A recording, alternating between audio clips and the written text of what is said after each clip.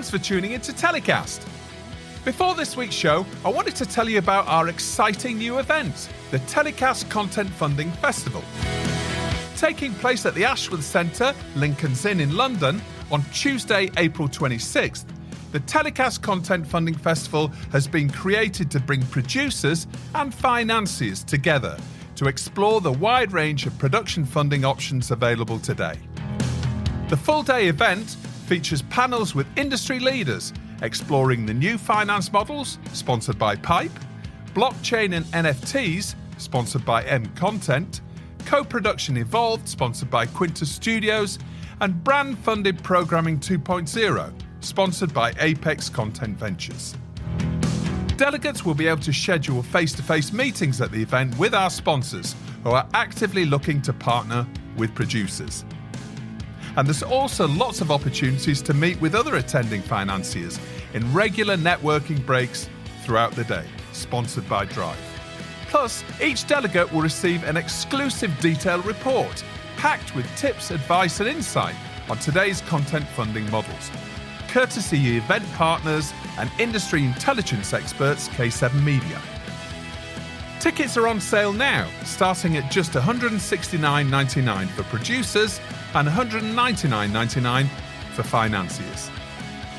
And for a limited time, TellyCast listeners can get an extra £20 off the ticket price by entering TellyCast Plus. That's TellyCast in capital letters and the plus symbol at checkout. But hurry, tickets are limited and they're available on tellycast.com/events. We hope to see you there. TellyCast, the TV industry news review. We're recording this week's TellyCast in Cannes as MIPTV, the world's second biggest content market, gets underway. Despite travel disruption for many as airlines struggle with COVID-related staff shortages, the TV industry came together once again on the Croisette to meet, greet, buy, sell and debate the future of the TV industry. My guests on this week's bumper show include head of HBO Max International, Johannes Larcher, TV futurist Sandra Lehner, CEO of MContent Umair Massom, Dutch FilmWorks boss Willem Pruissers, and MIPTV boss Lucy Smith. Plus, we have a secret guest familiar to many, going back to the very beginning of this podcast. It's all coming up on this week's TellyCast MIPTV Special. My first guest on this week's TellyCast MIPTV Special is Johannes Larcher, head of HBO Max International. Welcome to the show, Johannes. Thank you. Thanks for having me. It's great to have you on the show. Obviously, it's a big week for HBO and lots of exciting plans coming up. Before we get into talk a little bit about that, the HBO brand is, to me, really stands out as a really valuable brand, and that's key for you when you're actually going to be competing for the top 3 global streamers place. What do you think the HBO brand means to people? Well, it depends a little bit on where you are, right? In the US, HBO obviously means one thing, been around for many, many decades. It means premium quality storytelling, distinctive series in particular that are the best in class. In other parts of the world, the HBO brand means very little. If you go to Japan, HBO has very little meaning. We don't have channels there. We don't have a consumer-facing service. We license our content to partners. So HBO for the woman or man on the street in Tokyo means nothing or very little. So the answer is geography dependent. When I think about HBO Max, though, what's important is that HBO Max is a lot more than HBO. It is all of the very best Warner Media content under one roof from all of our factories. Whether it is HBO, where we are the exclusive home of HBO content online, it is the DC multiverse and all the beloved characters that come with it. It is Warner Brothers movies, Pay One movies, but also later windows. It is Cartoon Network. It is Max Originals, which are distinctive and different from HBO Originals. So it's all of that, plus Obviously, depending on location again, licensed content, best-in-class content, great storytelling from third-party independent content producers and studios. The HBO brand itself is obviously synonymous with quality, but we're broadening that brand aggressively and rapidly to be a much more inclusive brand that speaks to everyone, not just a traditional HBO customer who was maybe more male, more urban, more affluent. This is a service in HBO Max that is intended for everyone in the family, whether they are young, old, live in the city, live in the countryside, are wealthy or less affluent. It's for everyone. It's a broad general entertainment service. And we think that the tent we are creating with HBO Max is big enough to have room for everyone. Now, you launched in LATAM markets, first of all. What was the thinking behind that, and what have you learned from it that you're taking forward into the global rollout? Latin America launched in June of 2021, so a bit more than 8 months ago now, and it was a natural starting place for us because we'd been operating very successfully HBO channels there for many, many years. First for a joint venture, and then recently as fully owned channels that we controlled. We'd also launched HBO Go there as a streaming service, first as a TV Everywhere platform, then also as a consumer-facing direct-to-consumer service in streaming. The rights situation was favorable, our own rights were available, and clearly we saw a need in the market and an opportunity in the market based on the success of other streamers in the region. Netflix had 35 million subscribers, I think, in Latin America when we started looking at the opportunity. Now they're at 40. So we saw big opportunity, great rights, a brand that meant something to consumers, and the timing was simply right to start there. Plus, it also helps that it's roughly in the same time zone as the US. So we started there. We've learned a lot of things since then. It's gone very, very well. You would have seen our numbers for 2021. We basically took a flat to declining service outside the US from less than 20 million subscribers to 27 million subscribers. This is all ex-US combined, not just LATAM. But in 6 months, we added over 7 million subscribers. What's gone well for us in Latin America are a few things. One, we've really customized the service to the Latin American fan and audience. We worked really, really hard, being driven by the audience first and foremost. And unlike other streamers, we try very hard to localize the service and make it a service from the region for the region. How do we do that? Well, a few things. One is obviously content, significant investment in local original storytelling. But not only do we produce dramas and comedies and now reality content and non-scripted content for Latin America in Latin America, we also added content that is third party. We added live soccer. We are the exclusive home for all of UEFA Champions League in Brazil and Mexico. These countries are a little bit obsessed with soccer Just or a bit. football, as you might know.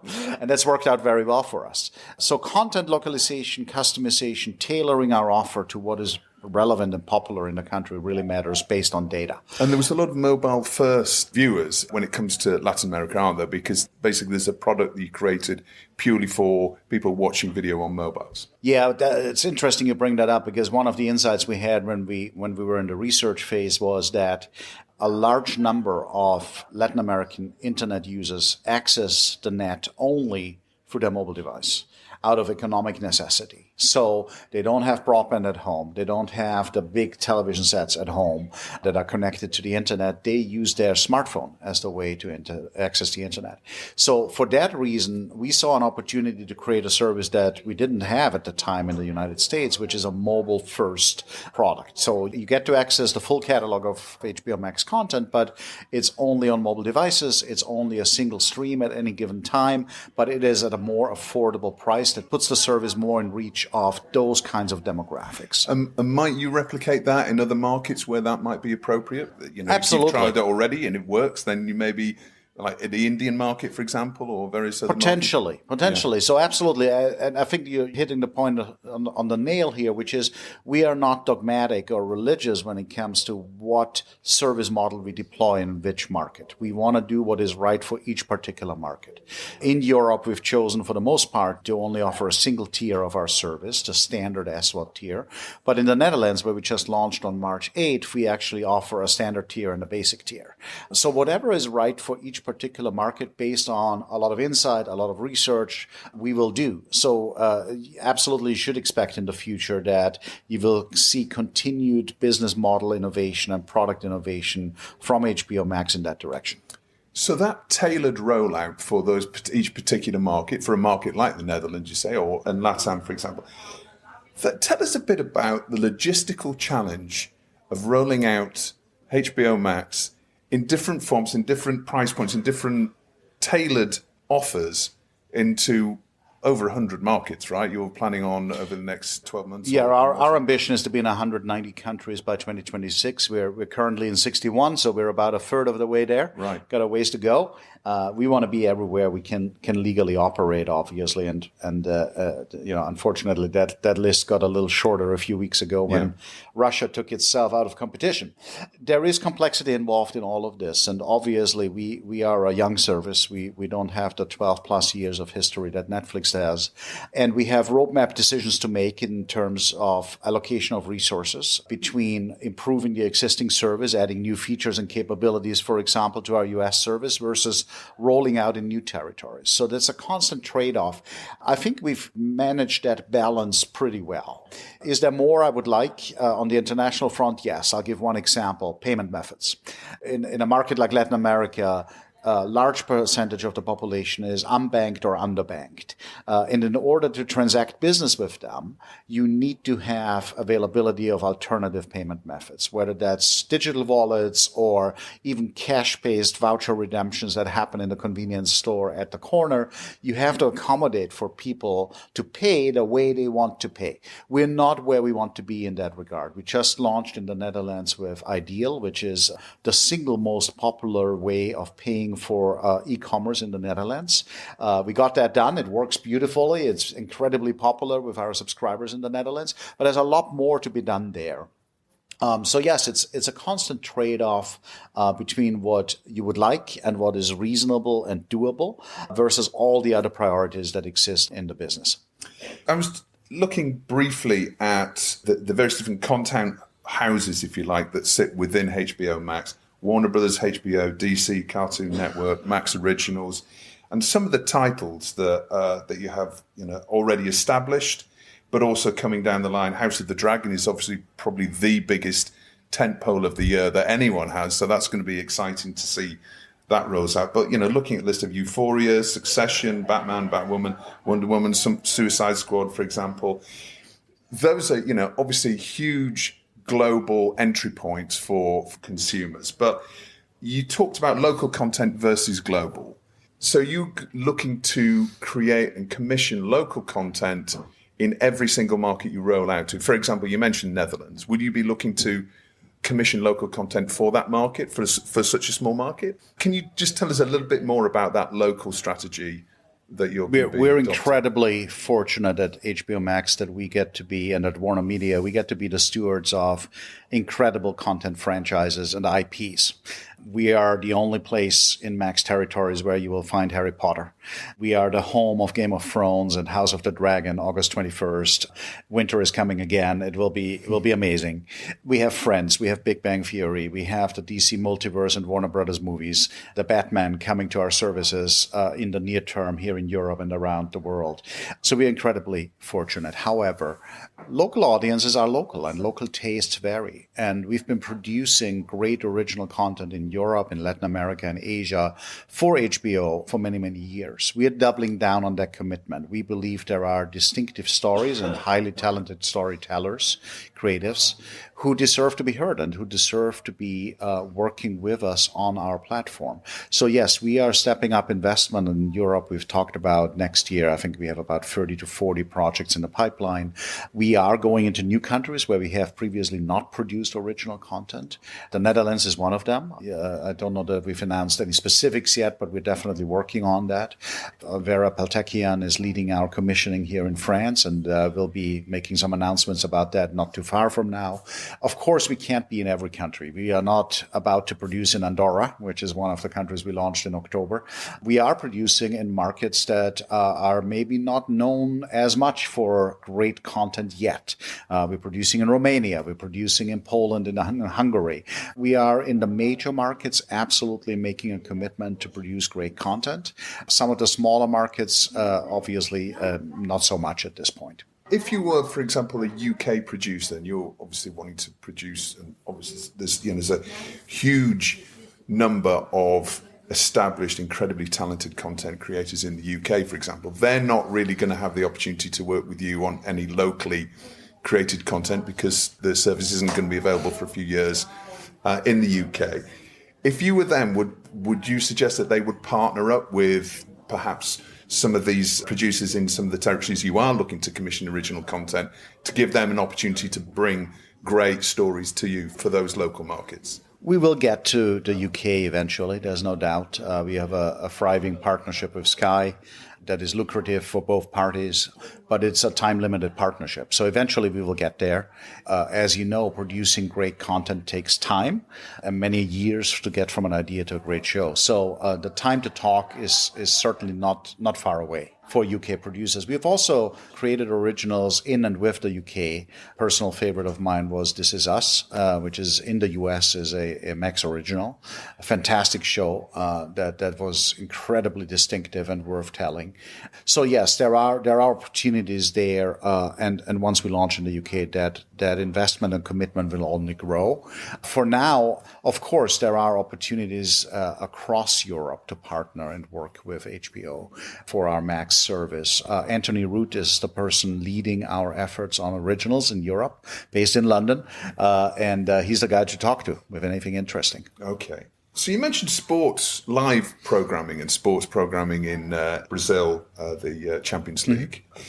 Now, obviously, in Europe, the sports rights market is of a different order of magnitude when it comes to those sort of rights. But equally, there seems to be growing demand for women's sports, for example, and alternative sports, whether that be esports, drone racing, alternative types of sport that are developing and actually starting to build with younger audiences. And there's a lot of discussion at MIPTV this time about Gen Z and how to keep Gen Z audiences interested in TV and engaged.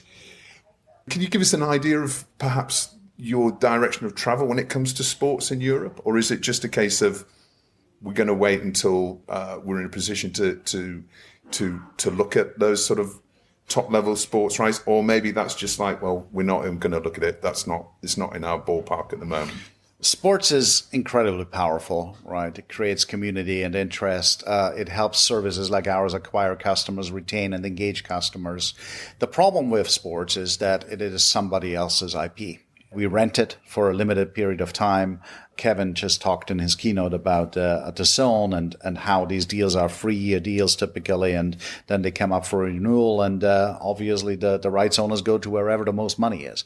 So sports are challenging. We saw an opportunity in Latin America that made sense, and I think it's panned out for us. In Europe, as you say, the table stakes are much higher, and we have not found at this point an opportunity or a reason to believe in an opportunity that was strong enough. And then it comes down to next dollar investment decisions and allocation decisions. We are a general entertainment service. That's our core. We come from a tradition of scripted entertainment and storytelling, 100 years of Warner Brothers coming up next year. And I think that's the core and the focus. Does that preclude us from potentially doing something with sports in Europe in the future? No, it doesn't. Do I find the bar to be pretty high for that? Yes, I do. And one more question, Johannes, and this is a personal one from me because I'm a huge Curb Your Enthusiasm fan. Are we going to see another series? I hope so. It's one of my personal favorites as well. I do hope so. I think the last season was very strong. It was very entertaining. I don't have any news to break on that, but I sure am in the same boat as you. I hope we will. We look forward to the rollout and seeing the rollout of the brand. And I believe you're going to be speaking at NEM in Dubrovnik in a few weeks' time. Christina Solibak, who's our head of Europe for HBO Max. She will be in Dubrovnik and speaking there. Yes. All right, fantastic. Well, we look forward to that as well. Johannes, thank you so much for joining us on TellyCast. Really enjoyed our discussion. Pleasure. Thanks for having me. My next guest from Cannes and this week's MIPTV Special show is Umair Massom, founder and CEO of MContent. Welcome to TellyCast, Umair. Hi, it's a pleasure to be here. So tell us about MContent, because we've seen bits and pieces in the news over the last few weeks, notably a piece in Variety a couple of days ago. But for those who don't know about MContent, give us an overview of the business and how it started. So basically, MContent came about around a year ago, and it came from the central idea that we believe that there is an opportunity to decentralize the content economy globally. And I think that's the biggest strength of the blockchain, that the blockchain has the potential to decentralize an existing economy, and it could be any economy, right? I personally feel that the content industry globally is centralized. It is controlled by a few companies, studios, OTT platforms. While it's great for a few, it tends to reduce opportunities for others, right? Right. And that is the power of Web3. That's the power of the blockchain. You identify any industry where you feel the need for decentralization, and you can create an economy which is controlled by people. In this case, our economy is all about giving ownership to the viewers. And we believe that through our efforts, the way it is headed right now, there are other players also jumping in. And we feel that things are going to change, and things are going to change disruptively. We've already started the world's first watch-to-earn platform, and it's amazing the kind of traction that we're getting. I feel things are going to change faster than we anticipate. We feel it's going to take, let's say 3 to 4 years before the next phase comes in. But if you ask me, it's only a matter of months. All right. Okay. Well, we love a bit of disruption and talking about the breaking up of established models and the creation of new ones. So that's exciting. So you're based in Dubai, is that right? Yes. So we are head office in Dubai, but now we have like a global team that we're expanding as we speak. Because at the end of the day, there are huge markets when it comes to content and crypto, which includes the US, EU itself, even Africa for that matter. We're trying to get into Asian markets as well. So right now we have a team of around 30 people that are spread across 5 continents. And yes, Dubai is our base. That's where we started from. When MContent was actually started, it was something that started over the internet. A group of 12 to 14 people who sort of met online on a medium called Telegram. I don't know if you know about it. I've heard about Telegram. Yeah. So that's where we met, and that's where I started this journey. And now all of those people are in Dubai. They're based in Dubai full time. And we expand as we go. And it's incredible. It seems to be an incredibly fast-growing company. I know you've hired former Insight executive Aaron Malyars to run, I guess, the commissioning side of the business. But we'll come and touch on that in a second. So first of all, for any more traditional TV industry audience that are listening to this, give us an idea of how you're funded then. Because I think with any company, any new company coming into the marketplace, it's really important to know, are new businesses secured? Are they funded? Up to what point are they funded? How secure can you be, particularly when you're a disruptive business? So give us an idea of that. So there are 2 aspects to the funding, and I'll take you through both aspects separately. So the first aspect is the institution, right? So our institution is obviously backed by four very, very significant entities in the UAE, and we have our main sponsor is one of the largest conglomerates in Dubai. They're into 27 different businesses, and they're huge. So as far as our core funding is concerned, we're very well sorted. We just recently did our pre-Series A in January, where we raised around $10 million. The valuation of the company at that point in time was $50 million. Now we are headed towards our Series A, which is going to happen in June. We already have interest from global institutions, some very large funds, we are generating a lot of interest globally as we speak, and I'm talking about both crypto VCs and non-crypto VCs. So we're planning to raise another $50 million by June, and we're set to do that. So as far as the institutional funding is concerned, people love what we're doing. People love the pace at which we are delivering. And I think this is what the crypto industry also needed, because there's a lot of the same. If you look at most of these crypto projects, there's all speculation. Whereas this is a company that is actually converting a speculative asset, taking it out from a speculative asset class and creating content, which in my opinion is a really sustainable asset class, right? It's one of the most resilient asset classes that is there, because it's going to make you money even after 10 years if the content is good. So in that sense, we're the first in the world that is capitalizing on an opportunity that existed on the content side. So that's the funding when it comes to the institution. Now, as far as the content funding is concerned, the fundamentals are based on the fact that, whenever there is a transaction that happens on our decentralized exchanges, there's a tax. So MContent is built around tax, which we call the CCF tax. CCF is Content Creators Fund. On every DEX transaction, there's a 4% tax that goes into this collaborative funding ecosystem. And at all point in time, you have a sufficient amount of funds sitting there. And then we create it's like a democratic process that we've created where all our token holders have an opportunity to be a part of the content investment that is happening, right? Just to give you an idea of how this works, we've already funded content around, $5 million worth of content till now in the past 6 months. And at this point in time, we have another 10 million sitting in the CCF. So, and it grows every day because now our trade volume on different exchanges is roughly $12 million a day. So you can calculate, how much money is going into content every day. And that's why now is the time for us to really go out and look for the right investments. Because at the end of the day, this is a model that is bringing in the funds from our retail investors, right? Because retail investors, they like to invest in the best asset classes. There was no platform for them to invest into content, which in my opinion is one of the best asset classes out there, right? You mentioned earlier on Watch to Earn, the MContent platform. So first of all, where do people find that on the internet? It's on the app stores. You can go, there's a web version as well on our website. You can go and you can also go and download it on either of the app stores.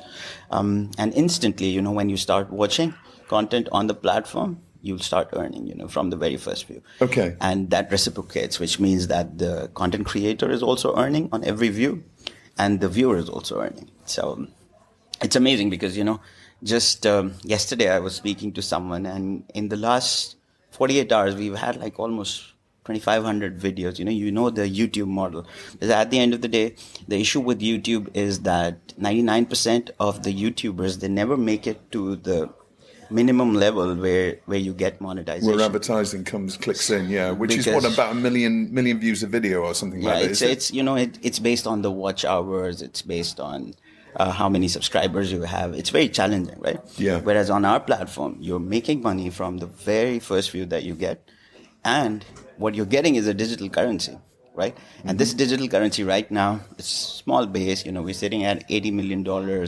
Everyone knows that good projects within the crypto space. So there's so much potential on the upside, which means that the creator is also going to hold. They have the option to convert into cash if they want, whatever they're making. But 90% of our creators, as we see, are holding on because they believe that after a year, this is an asset that is going to grow. Right? So there's an upside. There's monetization from the very first view. Then there's obviously better monetization compared to the existing platform. And the upside is what is really, disrupting the space, I believe. If I downloaded the app now, what's sort of the most popular video? Is it all short form, I would assume? It's short formats. You will see some unscripted documentary films. There's a documentary film which is an hour and 30 minutes as well.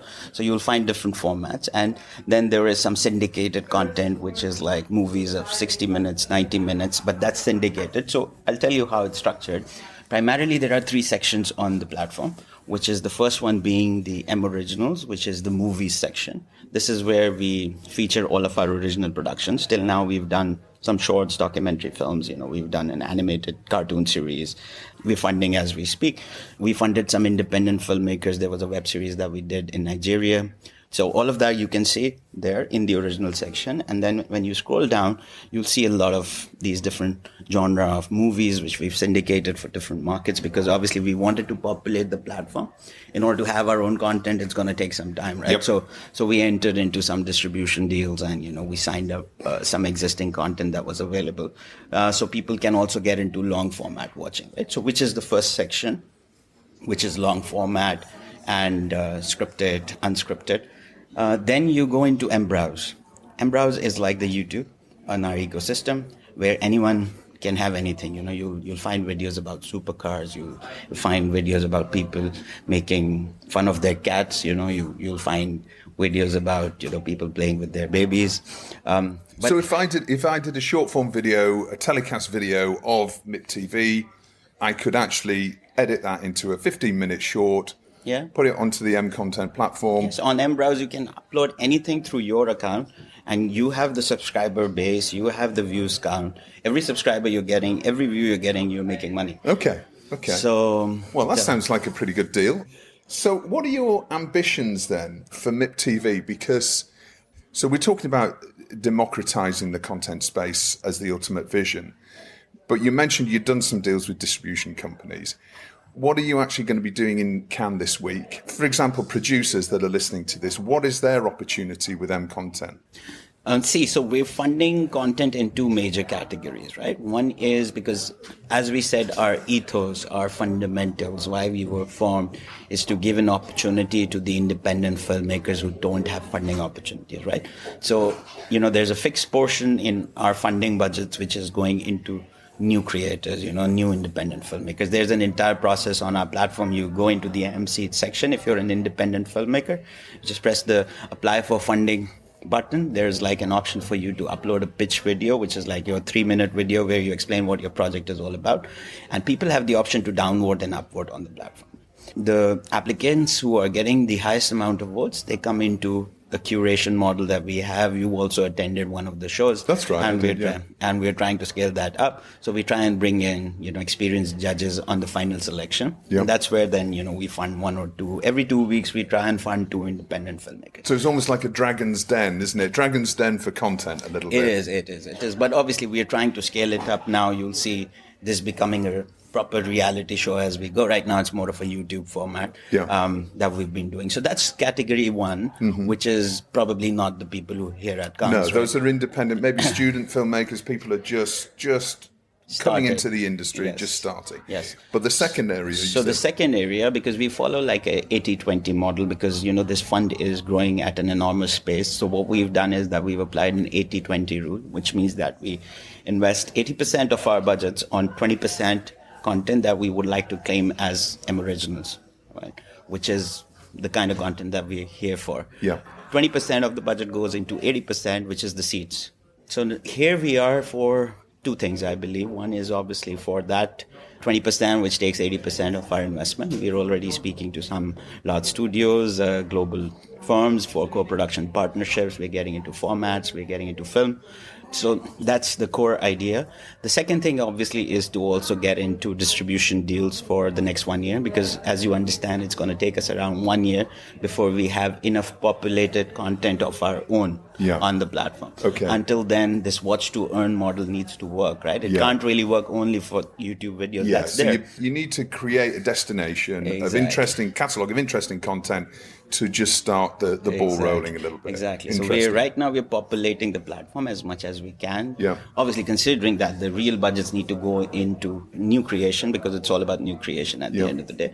But yes, so existing formats we are trying to pick up. Speaking to distribution companies globally, we already have one partnership with the distribution company. So that's how it's going. Interesting. So you're taking part on the blockchain panel at the TellyCast Content Funding Festival, which is happening in London on the 26th of April. So that's great for you to be part of that.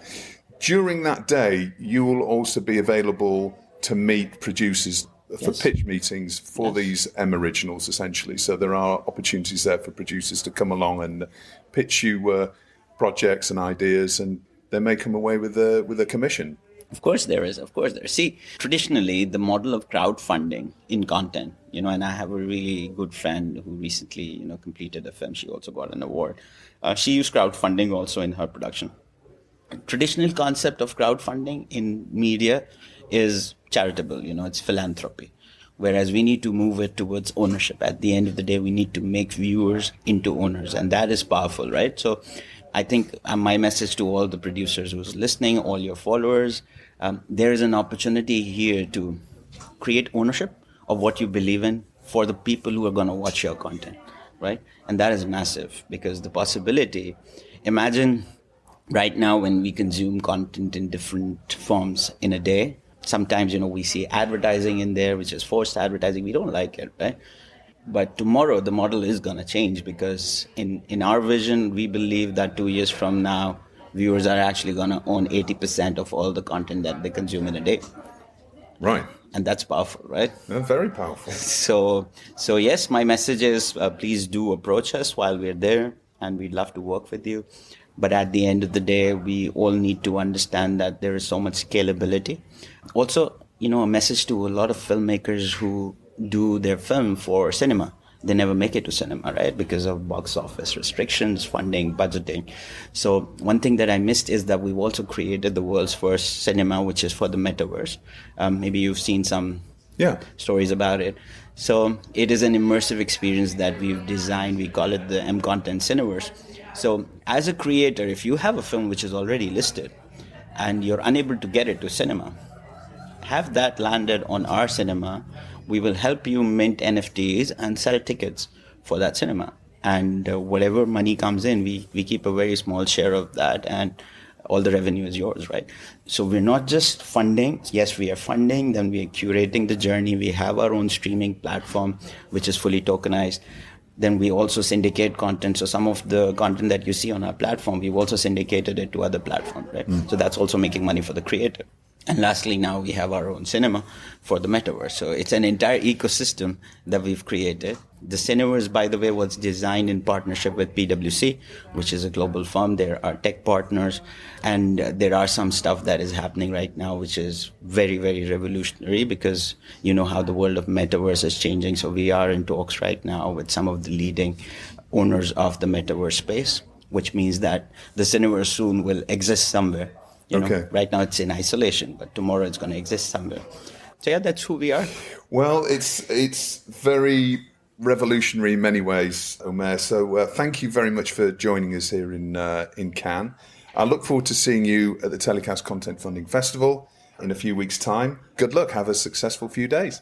Thank you. It was a pleasure being here, and I look forward to the conference. So MIPTV is often about future gazing and looking at trends and audiences that are perhaps moving away from traditional TV. And it's always something that we see broadcasters and producers to a certain extent perhaps struggling as they're losing market share and audiences are starting to go towards different platforms, for example. So my next guest is a TV futurist and consultant in this area. It's Sandra Lehner.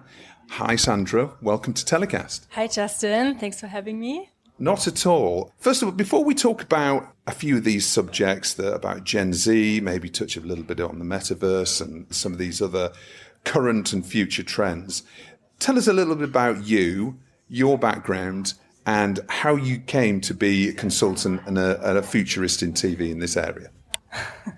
I'm originally from Germany. I went to film school. I started out writing for telenovelas and daily soaps in Germany and developing drama series. So my background is television. I know television very well. I also attended the Entertainment Masterclass. Maybe some of your listeners know of it. And then I realized in Germany at the time nothing was ever gotten commissioned.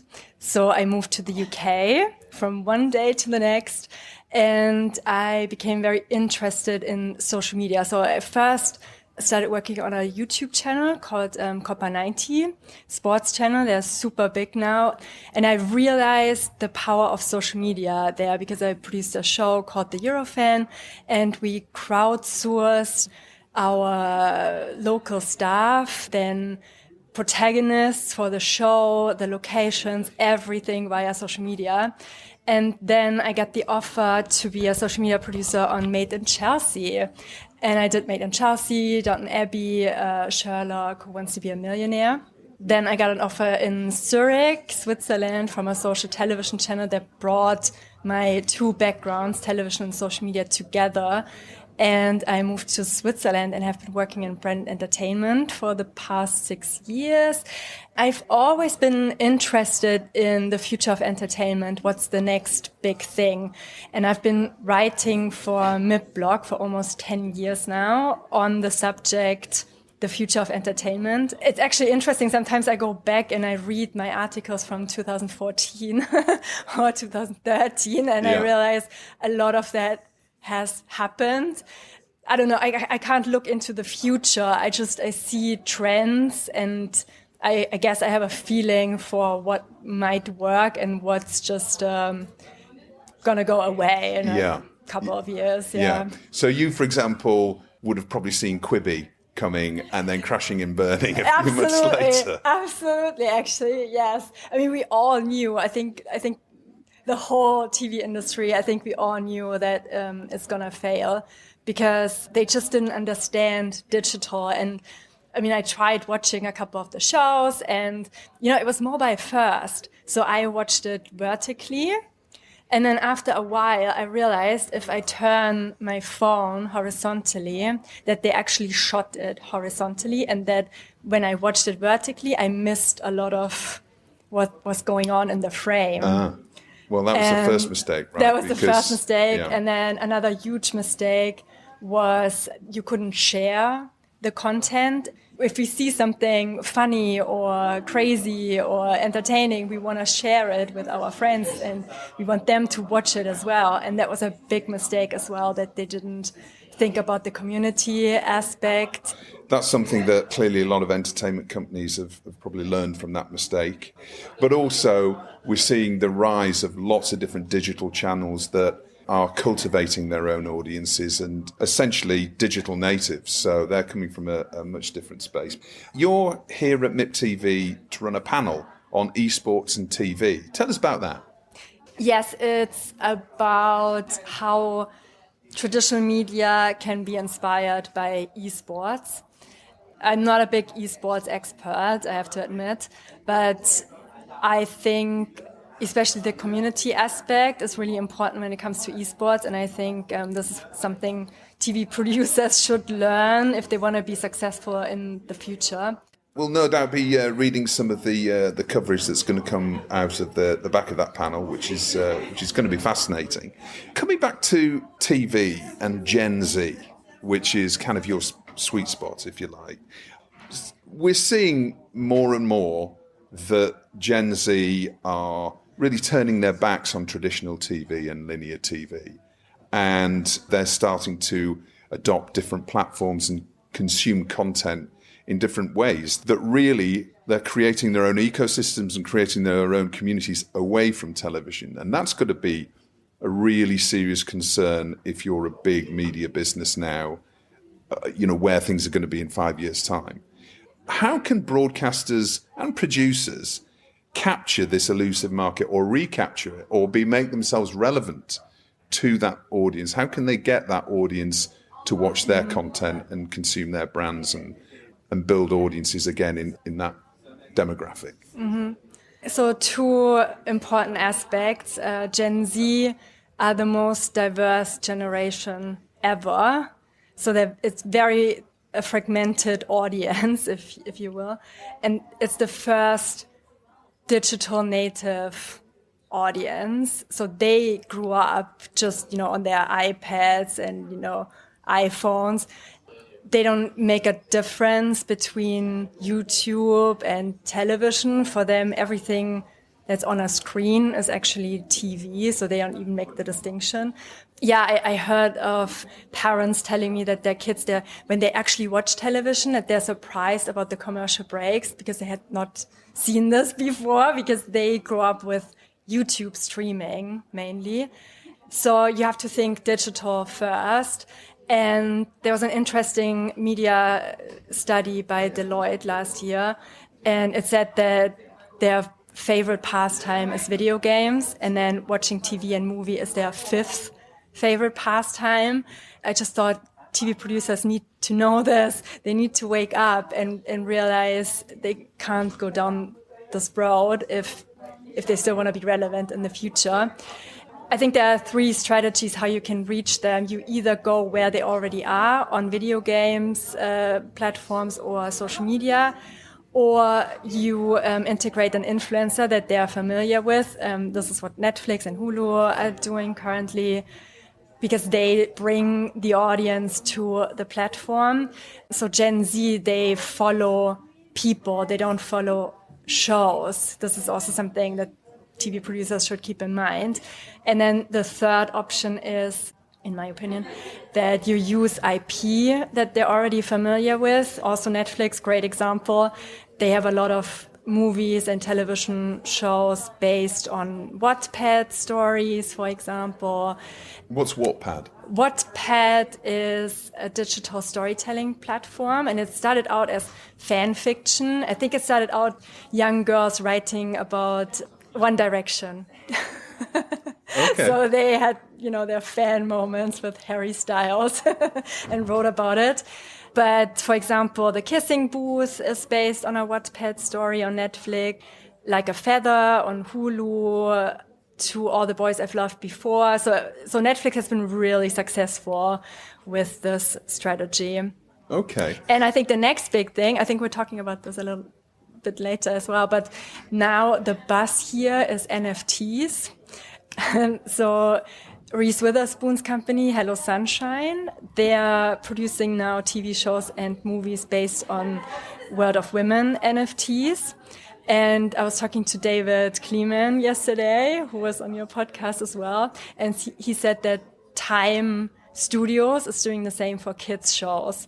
So it seems like this might be another source of inspiration in the future. Okay, so just explain that. So they're developing TV shows based upon an image, basically. A digital image, yeah. A digital image, right? Okay. Well, that's going to be a challenge for any producer, I'm sure, to create that. They're nothing but extremely creative. Other than the traditional TV networks, because essentially they've kind of lost that audience already, and you mentioned a couple of strategies to regain them, to have these influencers bring these audiences back to their platforms. But we've also seen the development of digital formats, companies like Future Studios, formerly Barcroft Studios. We've seen a whole Little Dot with lots of different businesses that are starting to create high quality, unscripted, multi-platform content for these audiences and build their own communities and build really sizable communities. Is that the way to go for a producer then? To build that audience yourself, to build that brand, to build those formats, and then perhaps build those formats into TV at that point? So, for example, Future Studios has a format called Agree to Disagree, which is extremely popular on across multiple platforms. We might see those sort of shows coming into traditional linear TV and bringing those YouTube and TikTok and various other multi-platform audiences to TV. Is that the way forward, do you think? I think that's the way forward, yeah. Because that's exactly what the streamers definitely and, traditional broadcasters as well should be interested in, because you're moving the audience. You already have an existing audience and you just move it to your platform. And I think this is the way forward. Rather than trying to be the sort of uncool dad, if you like, and create a format and expect the audiences to come to you, you've actually got to bring the audiences to the channel that's already there. The community's already there. This is also very interesting because I worked in advertising as well as in entertainment, and the advertising industry, they're so much more focused on their target audience. So you know everything about your target audience before you create something. And with TV producers, in my experience at least, they have an idea that they want to tell, but they don't think about the audience. My all-time favorite Gen Z drama series, I know it's an old one now, but Scum from Norway. And I know that Julie Andem, she was traveling across Norway, I think for a year, interviewing Gen Z about their problems, about, their experiences, about their dreams. And Scum was massively successful because of that, because she understood her audience.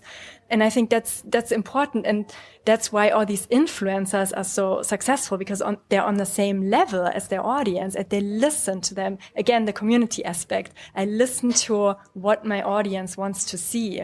And then based on this, I create something. It's just an anecdote from my experience. So I mentioned Copper 90 earlier. And so I produced a show called The Eurofan, and we had a big budget. Gillette was the sponsor, and we traveled to all the Champions League games all over Europe. And so it was very expensive traveling there, getting tickets for the games.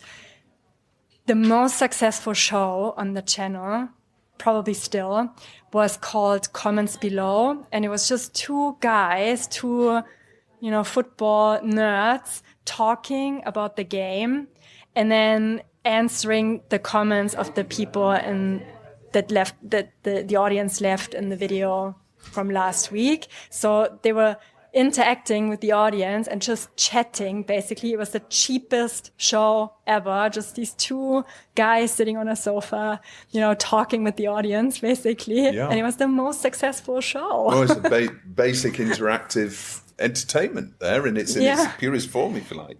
The metaverse. Now, we touched on that in the MIPTV preview with David Kleeman.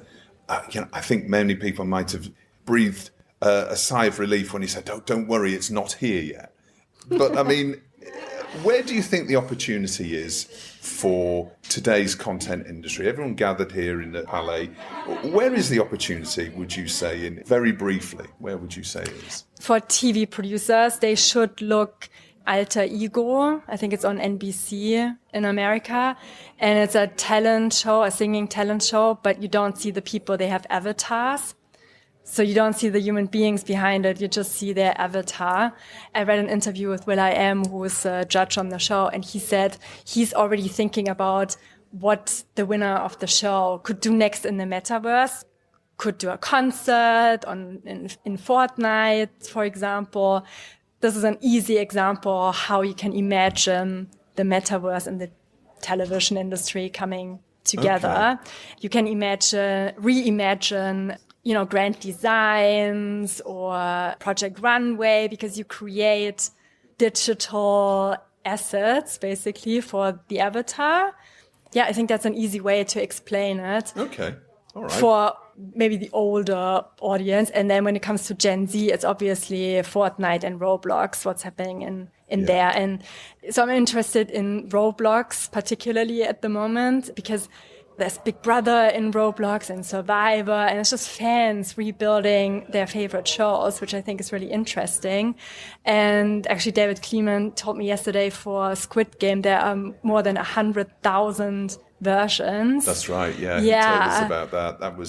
That's fascinating. It's fascinating. And I think, when you look at a younger audience, it's probably more the video game area when it comes to metaverse. But for the older audience, maybe just look at Alter Ego and get inspired by what's happening there. All right, okay. Finally, NFTs.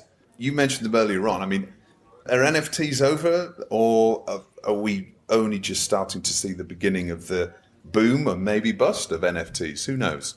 What do you think? I think there's a huge hype about the Bored Apes and CryptoPunks, and I've been thinking about, will these NFT be worth anything in 5 years? And I'm going to say it now, I don't think so. Right. This is my prediction. All right. But I do think that NFTs and the blockchain in general is the future of financing when it comes to TV shows and movies. Because again, like you have a community and you ask the community to produce a show together, and then they're part of it. They made it happen basically, and I think that has very strong value to the super fans at least. And I think there are some interesting things you can do. I'm a big fan of Gary Vee, and he has V Friends. Basically, so he does some, I don't know, I think cat drawings, or I don't know what he's drawing, but he sold them as NFTs. But basically, you get a lifetime of his workshops and seminars with this NFT.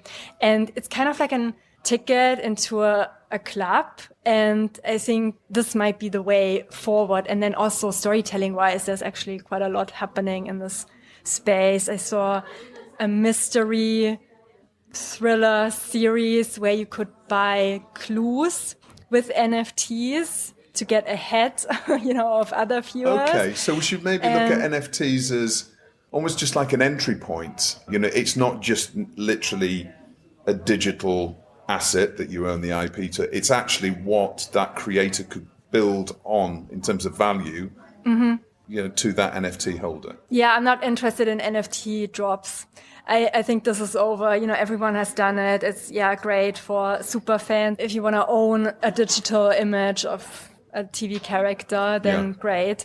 But I think it's more like, if you're interested in collecting and further fan engaging articles. Yeah.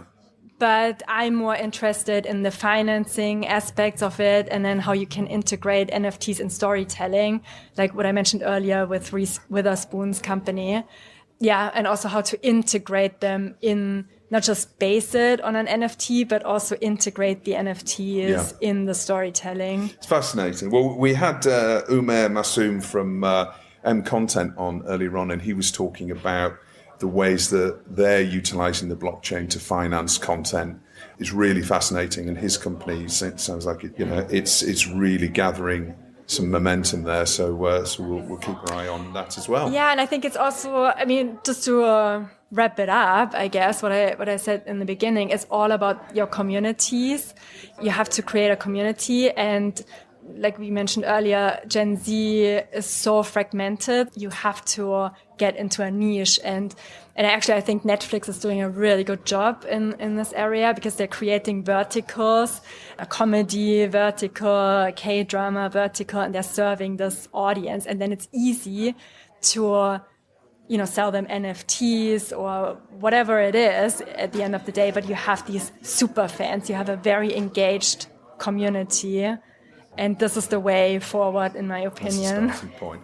Sandra, thank you so much for dropping in and having a chat with me for TellyCast. Really enjoyed the discussion, and people will obviously be able to Google your panel session and have a look at what was discussed there.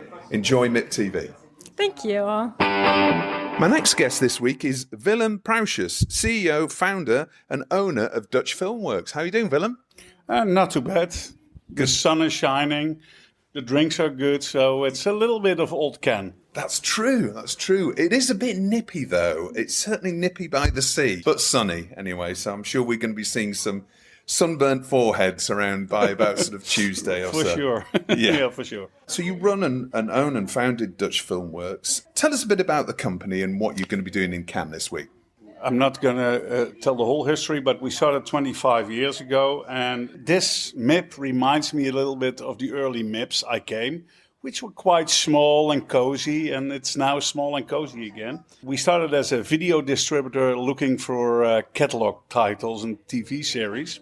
That's 25 years ago. Slowly but surely, we emerged from a video distributor to an all rights distributor. We have a theatrical company. We do TV series, a lot of documentaries. We started distributing everything the screen could fit. And about 7-8 years ago, also we started in productions, more or less by coincidence. But very soon after we started, we bumped into this cozy little company called Netflix. They wanted to do business with us. At that time, I didn't actually know how big that business would grow. But we were like thinking alike. They were thinking out of the box. We were thinking out of the box. Because until that time, and still a lot of production companies do that, they make something for a broadcaster or they make something for a streamer. As soon as they have the order, so to speak, to make the series or to make the program, they make it and then they see what's happening. What we do, as we are located in both Holland and Belgium, we try to collaborate with people. We try to set productions up between different countries, as Netflix asked us to do that. So one of our first series we got involved in, outside the movies we were already involved, was the series Undercover. I don't know if you know it. Where there's a big Belgian component, there's a Dutch component, and we brought it together with the VRT and Netflix. And we think about the potential a product can have within the territory. And that's why we've grown quite successful in TV series, also now in documentaries and movies we already were, to combine different countries. And our next step will be outside Holland and Belgium, to set up co-productions with various countries. We don't think like a traditional producer. We think like how can you make the best out of it, not only financially, but organically? How can you get a thing which the streamers like, a broadcaster likes? And that's what we are doing. So this co-production is your starting point, essentially. Yes. That's interesting. Yes. Tell us about what you're bringing to the market that's new this time. This is quite interesting. We have 3 new products to the market. We have one TV series, a documentary series called Voices of Liberation. That was set up between Holland and Belgium. It's about the Second World War, but from a completely different angle. But we have these actors, directors, writers, famous from France, Belgium, Holland, Germany. And they all have a link with the Second World War. And through their link, we set up the story from how the Western Allies reconquered Europe. It's the angle which makes it So interesting. it's family ties, isn't it? It's essentially people now looking back to their ancestors and how they were involved in the struggle for the liberation of Europe and Second World War, but in France. So we or visit, in the UK and we visit the places. For example, the great grandniece of the bad guy in Schindler's List. Eamon Golf was. Yes. Yeah. And his granddaughter is a famous German writer. She's in it, so she tells about how bad her grandfather was, what he did, and that's the angle for that episode. Right. And then we go in the past, of course, talks, letters, images from that era. So we bring current to the past and back again. So, and that's like, actually, we finance it, we produce it out of Holland and Belgium. So in Belgium, we did it for streams, and in Holland, we did it for Netflix. But it's a setup, it's a European setup, because, there are a lot of countries, a lot of nationalities involved. But that's like a typical Dutch FilmWorks item, where you can bring more countries in an organic way together. Absolutely. So we have presenters out of every country, a Dutch presenter, Belgium, France, German. So there's relevance to each market, and there's a reason for each market to buy it, essentially. Yes. Okay. And so that's an important thing. The other thing is we did it with Dingy. We co-own that production company. It's a Belgian production house. It's called Hacked, and it's in Cannes series now. So it's one of the 10 who may win the prize. So that's really, it's a web series, 10 times 14 minutes. Done for streams in Belgium, but a television, a broadcaster picked it up for Belgium. And now we have all these countries. Hey, that's interesting because, we've shown the product and everybody says, hey, we want to have this remake material because it's about youngsters, in high school and their phone gets hacked. And what happens? That's a new thing. And the other, we brought it to the market. That's a totally different thing. A movie documentary about Louis van Gaal. He's the famous Dutch coach. That's right. The director followed him for 2 years. Actually, it was 1.5 years, and then he announced he came back as the coach of the national team. So we had to start. Of course, yeah. We started again. He's an interesting character, isn't he? He's interesting. He's got no filter, right? Absolutely not. No. And that must be made for a fantastic documentary. So are you still following him now? No, because we're going out theatrically in Holland next week. Oh, okay. And we're going wide. Yesterday we launched it in a TV show in Holland, where he was as guest, where he could, promote his own documentary, and it was like 2 million viewers last night. It was amazing. It was trending, topping on Twitter, because in the documentary he reveals a lot of stuff. Okay. He reveals. Well, I'm sure that we're going to be seeing that on a stream. Absolutely. You can't give us any clues yet about. No. I can reveal what he told, but it's not really appropriate. It's all over the news because he's terminally ill. Right. So it's nobody knew that.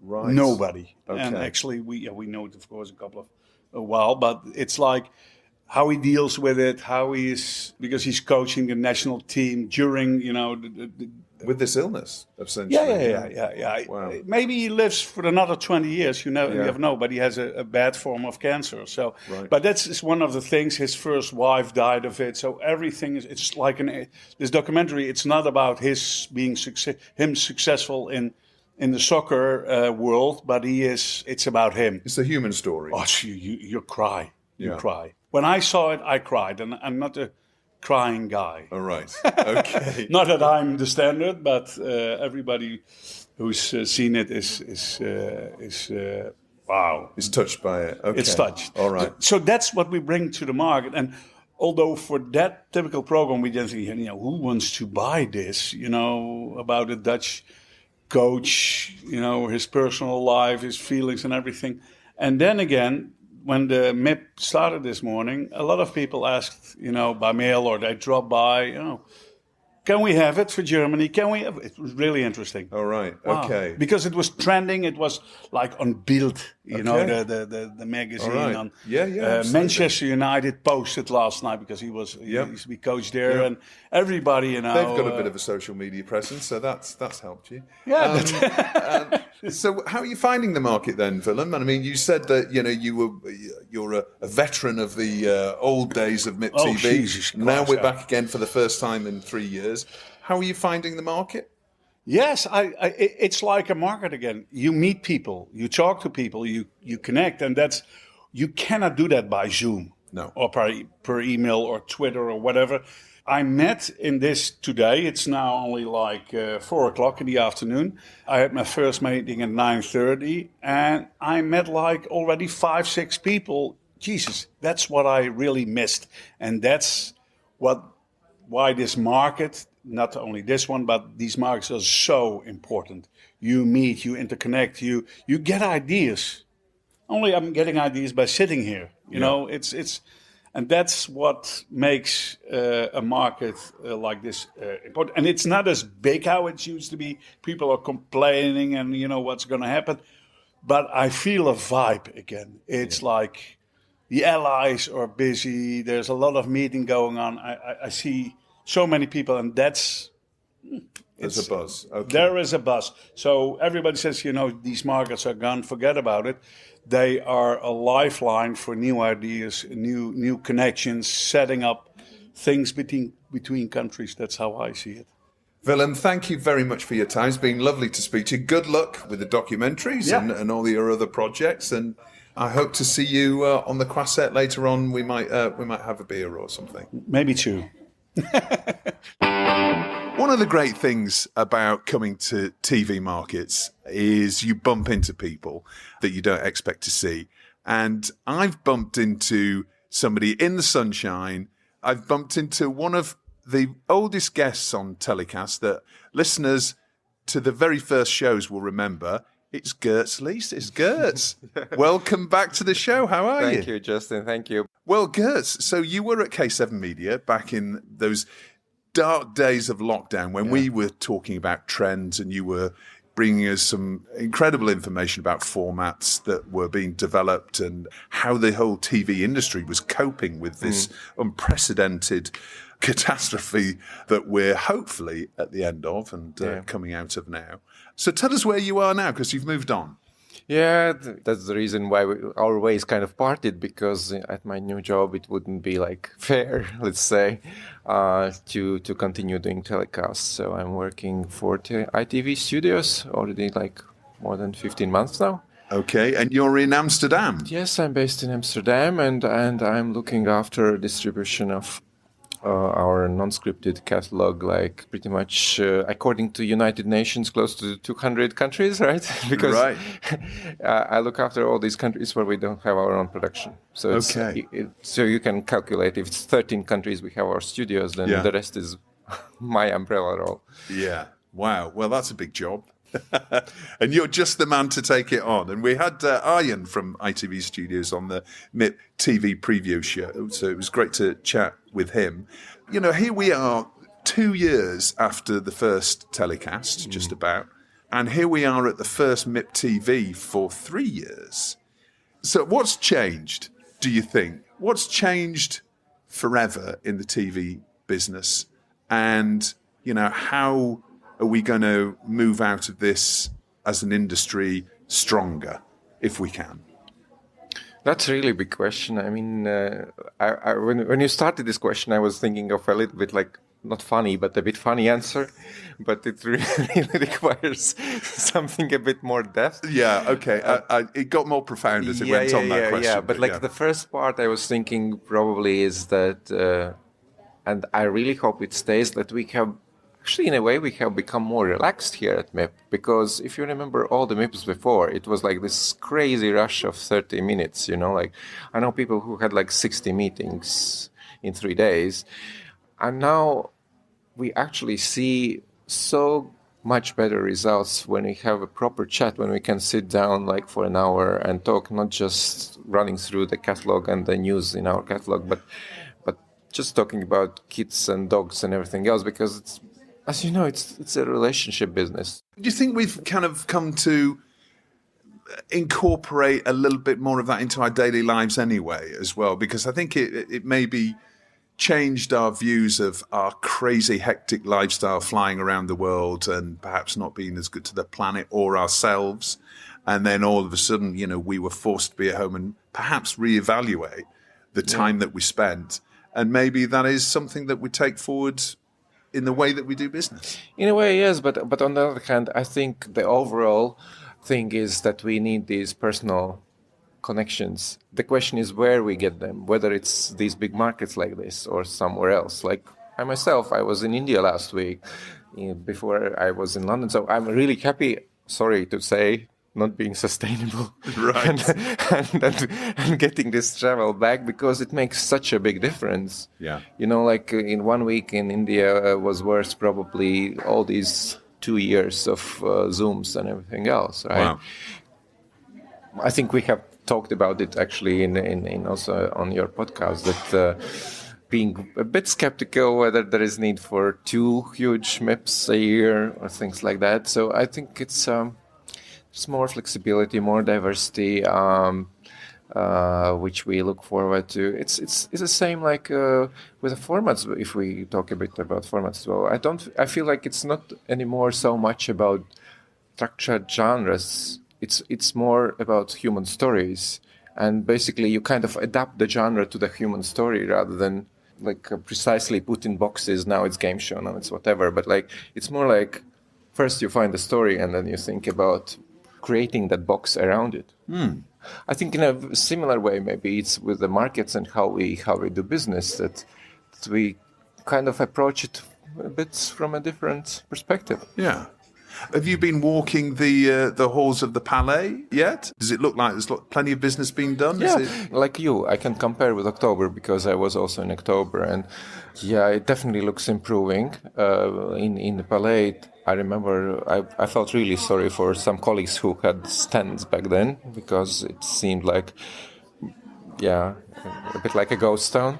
Then now it's somehow, maybe because it's spring is in there, so it feels like people are again here, and even like again, if we are talking formats, I met already so many of my colleagues from other distributors, which last time I just remember I was sitting at one table at Majestic, and Jan Salling was sitting at the next table, and that was it.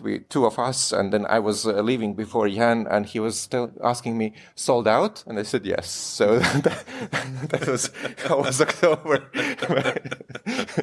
But it certainly seems a bit buzzier, doesn't it? It really does seem that, you know, there's a lot of people about. Cafe Roma has closed. Or it's certainly That's been crazy. renovated. And New York as well. Yeah, it's gone. Stressing, right? Yeah, there's a whole big rebuilding program, which I think anybody who was back in Cannes in the day, I seem to remember this, you know, roads being dug up everywhere. There's obviously a big reconstruction program happening. But yeah, there's quite a lot of work, and I've heard a lot of producers having to change their lunch meetings from Cafe Roma. The same. Gertz, thank you for coming on. It's lovely to see you again. Thank you. And will we see you at NEM later this year? Will you be there? Not sure, but yeah, I can pop up in different parts of the world now. So, but sounds like it. Well, make sure you offset your carbon emissions. Sorry. Yeah. Gertz Lucis, thanks so much for coming on. Great to see you. Take care. So to round up this week's MIPTV Special show from Cannes, I'm joined by Lucy Smith from RX Global. Lucy, how are you doing? I'm doing very well, Justin. Slightly exhausted after this amazing last few days, but doing very well, thanks. I bet you are. Well, thank you for taking some time out of your schedule to have a quick sit down. So this was the first year of the new look MIPTV. How's the event gone, and is it everything you expected it would be? It's better than we could have expected. We have delivered on the transformation we wanted to make, which was to resize MIPTV, to transform it, to give companies different ways of taking part, adapting their and scaling their levels of participation. And the energy has been incredible. You know, having those really great big networking spaces where you can have round tables and workshops and conferences, people really get together and talking to each other in person again, alongside what you expect from a major MIP market, which is the main stage with amazing keynotes. So no, it's been really has exceeded expectations, I'd say. Pretty much everybody I've spoken to on the show so far seems really glad to be back together. The sun's out.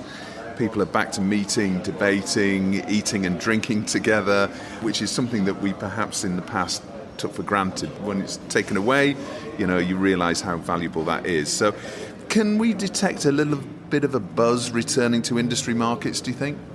Yeah, without a doubt. I mean, I think the conversations I've been having are very much about, you know, yes, we've learned to do things differently when we didn't have the markets, but nothing replaces that. And just being able to meet with people face to face and seeing them and feeling them and sharing emotions, that's what it's about. And nothing really can replace that. So yeah, there may be some changes in how people will, you know, adapt their calendars, and we all know that. But right now, what we're seeing is a real sort of joy to be back at a spring MIPTV dates, which are, you know, it's the 59th MIPTV, believe it or not. Wow. And I have to say that, you know, these spring dates are solidly booked in the calendar. So tell us a bit about your personal highlights from this year's MIPTV. There's so many of them, but my personal highlights, I think the most sort of emotional highlight I would say I want to share is when we brought together the Ukrainian industry, expecting maybe a dozen people, and they have brought 80 Ukrainian delegates, because there's nothing more important than them being able to promote, sell, co-produce and get the stories from Ukraine out to the market. And we organised a session where they had put together an amazing reel of content just to show what's coming out of there. So we were delighted to really be able to host them with us. Other highlights include, I always love the moments of the heavy hitters on stage in Cannes, and having, guys like Kevin Mayer and Rennie Reckman talking about, a real next generation media company with this huge acquisitions. HBO Max, which just sharing the global rollout. I think we're talking about getting to 190 territories by 2026. It's just unbelievable. Yeah. And as well as some of the awards. I mean, Cecil Frotte-Coutaz, an amazing woman. We've worked together with Variety. She had this wonderful award presented. And another highlight, we've always felt that the MIP platform should also be used for what we call sort of change for good, and the importance of the industry stepping up around certain subjects. So we had the third United Nations supported event, which is the MIP SDG Award, and we introduced a new one this year. So we've presented that to the Association of Commercial Televisions around disinformation. But then we have this really cool, innovative new entertainment media company. It's the Year of Youth, and it's around young people who are making all of these amazing couture, they're called junk couture, out of recyclables. And that's the kind of thing that, is unexpected, and with a fashion show, which was just incredible. So there's many highlights, but those are just a few of them. So can you tell us the delegate numbers and the buyer numbers? As always, everybody's always keen to know how many people have been here and buyers. Can you give us a bit of insight into that? Yeah, of course. I mean, we were really thrilled by it. We've had over 5,000 delegates here in Cannes, as well as a few hundred online who haven't been able to get to Cannes. Out of those, I think we have around 1,200 buyers on site. And also, what's hugely important is also all of the producers and the co-producers and the Companies talking about development, distribution is key, but the rest of the production and the content conversations have been happening. 150 plus stands with US majors back in town with different ways, different divisions, but that's made it a really exciting show to be at, and we've heard that people's business diaries have been very full. Yeah, I've heard that too. A lot of people have been perhaps not back to the kind of almost overwhelming back-to-back of years gone by, but people have said that they've had lots of meetings, and those meetings have been very positive and energetic, which was great to hear. Right, and I really think that the days of you having to have only those 30-minute back-to-back meetings, that's what we've just been going through. You do that on Zoom and Teams every day, but actually taking a bit more time because you have that personal contact. Yeah. I think people are beginning to learn maybe you need to adapt and have give a bit longer and get more in-depth conversations and be able to talk a bit more about development. Well, that's right, especially as we've been apart for so long, just coming straight back into that half an hour back-to-back seems slightly inappropriate in a way, sitting down and maybe sitting in the sun and having a coffee or a beer or a rosé and being able to rebuild those relationships in what is really a relationship-driven business. Well, no, absolutely. I mean, I don't know how many people you saw giving big hugs and kisses to each other and saying, we haven't seen each other for like 2 years. I mean, and it's like when you need to get that glass of rosé together and, walking up and down the Croisette later at night and bumping into people again, all of those wonderful, shared moments. It's been really incredible to see. And, well, looking forward to October already. I know we're always looking forward in this industry. Can you give us any insights about this year's MIPCom, which is happening as ever in the calendar in October? Yeah, absolutely. I think what we can say about MIPCom coming up in October is that, everyone's going to be back, bigger, outside again. We'll have a lot of many outside exhibits and tents, and the people you are used to seeing will be back and more. And we believe that MIPCom really does need to also adapt, as it's always done, with the industry. And obviously, I think over the past few years, there's never been more important focus on the creative community and production community, and we will be absolutely a home for that community, and all of the streamers will also find their place at MIPCom, and we're having many, many good conversations. So we've got a lot of announcements to make. They will be coming out soon, and there will be some really exceptional red carpet moments that I cannot talk to you about yet, but there's some very exciting projects that are going to be coming up soon. All right, well, we look forward to hearing more about that, Lucy, in due course, but congratulations on a fantastic event that everybody's enjoyed. So thanks again, and we'll see you in October. We certainly will, Justin. Maybe next time we'll actually manage to get this glass of rosé we keep saying we will have together. I know, that's the show's just too busy. Yeah. But no, thanks a lot, and it's great to have you with TellyCast here at the show. Well, that's about it from sunny Cannes. I hope you enjoyed the show. We've just announced our first event, the TellyCast Content Funding Festival, a unique new industry event created to bring content producers and financiers together to explore the wide range of production funding options available today. With delegates and panellists already confirmed from Channel 4, ITV, BBC Studios and leading indies, it takes place at Lincoln's Inn in London on Tuesday, April 26th. Tickets are strictly limited and on sale now at telecast.com/events. And our early bird ticket promotion runs out on Friday, 8th of April, so move fast for the best ticket deals. We hope to see you there. TellyCast was edited by Ian Chambers and recorded in Cannes. Until next week's show, as always, stay safe.